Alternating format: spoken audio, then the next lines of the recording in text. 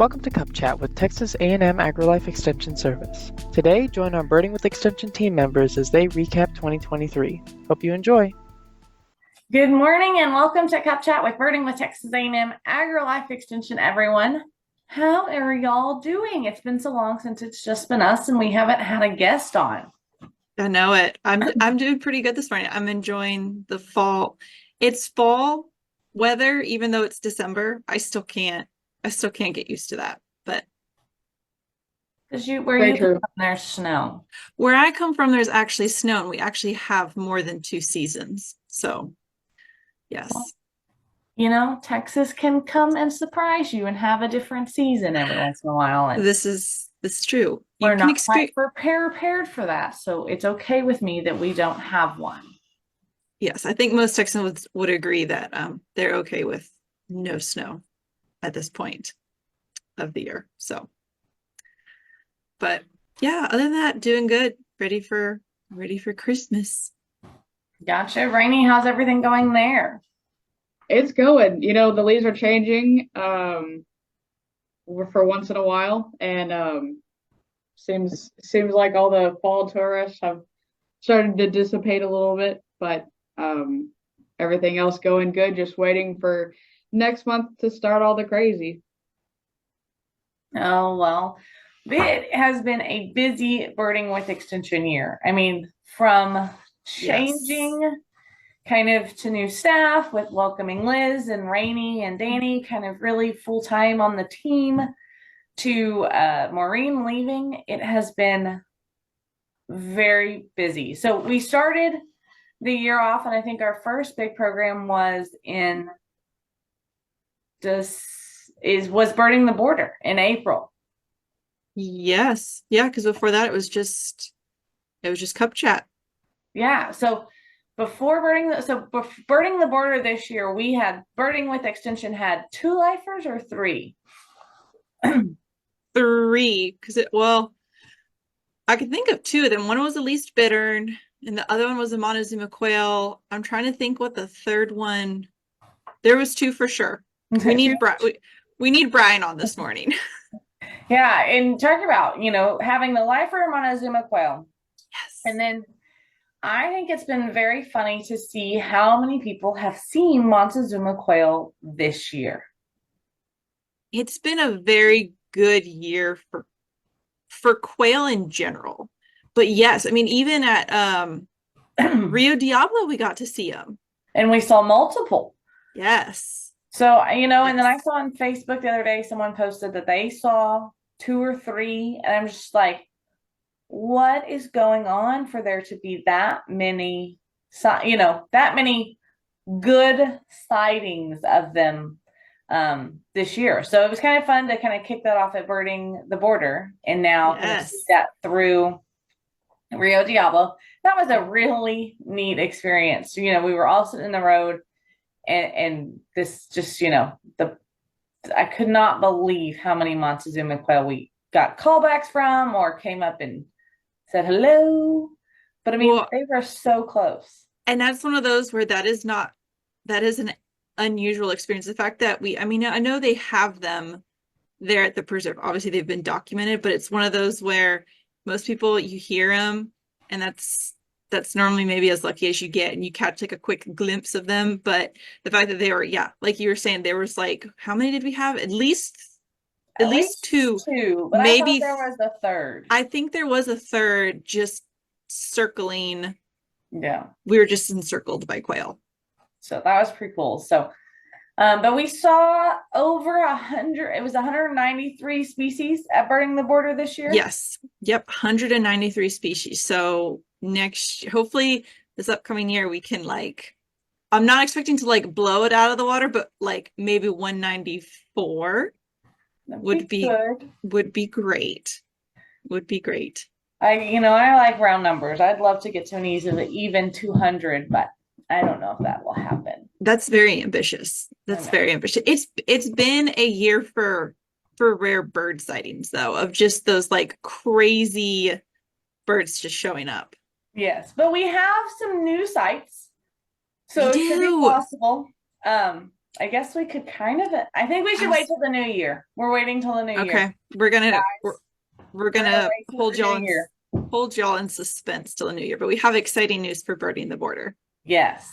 So, but yeah, rare birds. So actually we were in the valley so when we went to Master Naturalist Conference and we were in the valley, it was big time rare birds. I mean, you had the cattle tyrant show up. Brian found the tiger heron. I don't remember what I he don't found, remember. I remember him discussing it, but I think I was talking to somebody, so I didn't get to hear all of it. But so I mean, and then our guide Brandon found what did he find? oh, I gotta look. it is I don't remember it all. it is too early in the morning for you to be asking these hard questions like this. But anyways, we posted it on Facebook. Yes. To figure it out. Oh, yes. So what's the name? Gosh, where you can tell we're terrible birders this morning.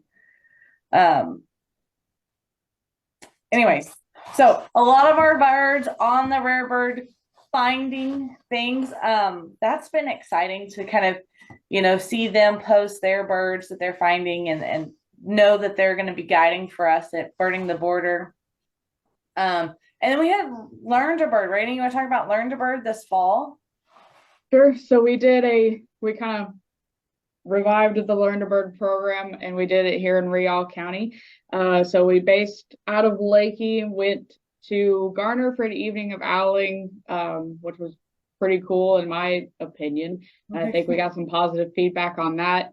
But we went to two private lands here in Riall County, and I had 12 new or relatively new birders come out, and I think overall pretty great experience for them. Had some fantastic speakers as well. See, the weather was gorgeous. Oh yes, for us the that weather week, was absolutely gorgeous. Decided yes. to cooperate for once in a while. Yes. Well, in fall gardening, I feel like is very hard because like yesterday it was gorgeous weather here, and today it's like rainy and foggy, and they're like, we're not going to see the sun until Christmas, and I'm like, well, that's not very nice. So, but I'm glad y'all had good weather. But we've always had good birding weather for Learn to Bird. It was the fall birding the hills that was a trash can weather day. That was years ago. That was terrible. So birding border, and we had Learn to Bird. Oh, we had Warbler Week. Oh my goodness. We did. So about 500 people joined us for Warbler Week, and that was so exciting. No, not 500. No, not 500. 200. I think we're mid 200s, really close to 300. I wish you would have had 500. Is that our goal for this year for our summer virtual seminar? Is 500? We can try. So Warbler Week was awesome. We had such good, we had great speakers from everything from identification to new up and coming research. Building your perfect bird garden, basically like a little bird oasis. Yes. So that was really neat. And, I really enjoy our virtual seminars because I feel like it brings the most of us together. And you never know where people in the Birding with Extension family are going to come from. Yes. Yes. And I don't know how you feel, but I feel like we get these lineups and we're excited about the lineups. We're like, this is going to be good. And then when you actually hear them speak, you're like, this was really, really good. I guess we always get really lucky with our speakers. We always get speakers that just kind of blow us out of the water. We know it's going to be good. We just don't realize just how good it's going to be. Yes. Yeah. I mean, and think about our fall virtual seminar when we talked about grackles. And I was really kind of worried that we were going to talk about grackles for an hour because I was like, nobody wants to listen to grackles for an hour. But really, oh my God, yes. It was so interesting learning about the research they were doing and the why behind they chose grackles. And really just to, I guess for me on that one, it was like there's more research to be done and there's more to be had. And so I think that that's the biggest thing that I took away from that presentation was, hey, this is what we're doing, and this is the research that we figured out, but now we need to do this next step. And I think that that's also an interesting point, like as we talk about research and things that we want to do with it and burning with extension, is there's just things cost money. And it's interesting that we cannot sometimes do research because it's cost prohibitive. Yes, it's very unfortunate, and it's one of those where nowadays we're very fortunate because in some we have citizen science now, which can help us with some research and is generally like free data that we can collect. But yeah, when it comes to catching grackles, for example, and then hold them in an enclosure so we can test their intelligence. Generally, grackles like to be fed. And what was it? What was it they were feeding them? Goldfish? Or they didn't like goldfish were the treats. Goldfish were the treat. They didn't like the peanuts. Is that what it was? Peanuts? Yeah, they didn't like peanuts, which I do think is odd because like scrub jays love peanuts. Everything else, deer love peanuts. Everything loves peanuts. I guess they kind of lucked out because peanuts, not grackles, but peanuts are more expensive than goldfish. So I think they maybe lucked out on that. They saved themselves a little bit of money buying goldfish versus peanuts. But I do love goldfish. They're so good. They are good. So, all right. Well, Rainey, you were new to even the birding community when you joined the team. And you joined us for Birding the Border. That was your first dive into the craziness. What is something you've learned? What's something that we do that's absolutely crazy that you can tell the world? And within reason, don't tell all of our secrets. But that you went your first Birding the Border and you thought, gosh darn, if this redhead asked me to do this, what crazy human would actually think that this is something that needs to be done? All right. So, I guess kind of learning eye-opening experience for me was just the we got 100 and what did you say, 92, 93 species. Wasn't even fully aware that was what we could see even in Texas. So that was like cool learning experience for me, let alone just all the names of the birds. Still very much overwhelmed by that. Why I stick to plants, they're a little bit easier. But I would highly disagree. Plants are all green. Birds at least have colors on them. Plants have flowers that are colored, and yeah, but they only flower certain times of year.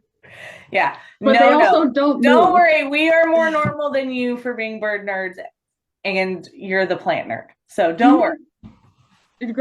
Plants don't move like birds. So that is true. That is true.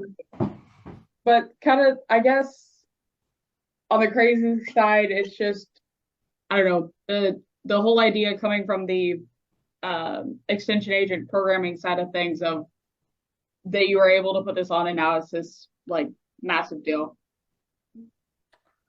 Well, that's not necessarily crazy because I think some days to make it bigger, but she tries every year to. I'm not going to mention this year's idea of what to do. You don't remember this year's crazy idea? No, tell me, what was my crazy idea this year? About the towelettes. Oh, we're still doing this. Y'all are not winning that. I win, and it's gonna happen. So no, definitely. But and